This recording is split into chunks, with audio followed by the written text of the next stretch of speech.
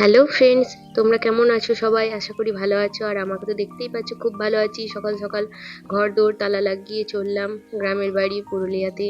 সকাল সকাল বেরিয়ে পড়লাম, কারণ রাস্তার এই জ্যামটাকে আমার ভীষণ ভয় লাগছিল। আচ্ছা, জ্যামে আটকে যাই। নতুন রাস্তা তৈরি হচ্ছে, তাই জ্যাম লেগেই থাকছে। যাই হোক, যতটা ভয় পেয়েছিলাম ততটা ভয়ের কারণ হয়নি, জ্যামটা ছেড়ে গেছে। আর এই দেখো, নতুন রাস্তা তৈরি হচ্ছে, কাজ চলছে। পাকা বড় রাস্তা সুবিধাজনক হলেও আগে যে রাস্তাটা ছিল, দুপাশে গাছ ছিল, যার ফলে বাইকে গ্রীষ্মকালে জার্নিটা অতটা কষ্টকর মনে হতো না। খানিকটা বর্ধমানের রাস্তা আগে এই রকম ছিল। অবশ্য এটা নয়, এটা রসুলপুর যাওয়ার পথের একটা রাস্তা। যতবারই যাই এখানে মাঠের পর মাঠ চাষ হতে দেখি আমি। এটা আমার লাইফের ফার্স্ট ব্লগ, তাই ঠিকঠাকভাবে হয়তো বলতেও পারছি না গুছিয়ে।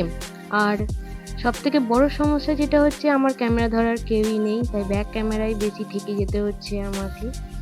দেখতে দেখতে সোনামুখীতে পৌঁছে গেলাম। এটা সোনামুখী বাজার। আর বাঁকুড়া রোডের পাশেই একটা ধাবাতে দুপুরে লাঞ্চটা সারার জন্য ঢুকে পড়লাম। 70 টাকা থালি ছিল এটা। আর বর ছেলে দুজনেই শুরু করে দিয়েছে খাবার। খিদেও পেয়েছিল প্রচণ্ড, আর এখন না খেলে কটার সময় গিয়ে পৌঁছাবো তার নেই ঠিক। ছেলে নিরামিষ খাবার পছন্দ করে না, তাই ওর জন্য একটা ডিমের পোচ নিয়ে নিলাম।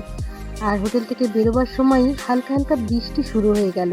যদি বৃষ্টিটা শুরু না হতো তাহলে তোমাদের আরেকটা জিনিস দেখাতে পারতাম। হোটেলের পিছনে একটা খুব সুন্দর ঘোড়া বাঁধা ছিল। বৃষ্টিটা ক্রমশই বাড়ছে, দেখতেই পাচ্ছ। বৃষ্টি আমার একেবারেই ভালো লাগে না, বিশেষ করে আবার যদি পুজো আর্চার সেটা টাইম হয়, তাহলে তো একেবারেই পছন্দ নয়। তাই আমার মতো বৃষ্টি যে খুব একটা পছন্দ করে না, তার চোখেও আজকে বৃষ্টির একটা অসাধারণ রূপ ধরা পড়েছে। আর যারা বৃষ্টি প্রেমিক আছো তোমরা, তারা তো এই সিনটা দেখার পর আমি বলবো স্ক্রিন থেকে চোখ সরাতেই পারবে না কো। আমি তো জাস্ট মুগ্ধ হয়ে গেছি। বৃষ্টি পড়লে আমার যেটা সমস্যা হয়, একটু ভয় ভয় লাগে, মনে হয় সবার থেকে বোধহয় আমি আলাদা হয়ে পড়েছি।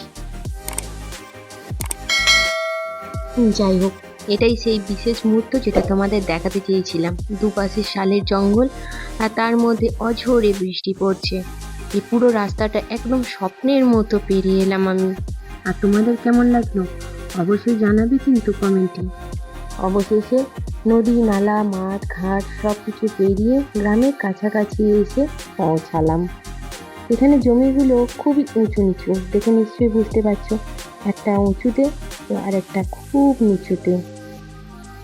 তাছাড়া এগুলো বহু ফসলি জমিও নয়। গ্রামে ঢোকার মুখেই পড়ে হাই স্কুল, আর তারপরেই পড়ে বজরংবলীর এক প্রতিমা।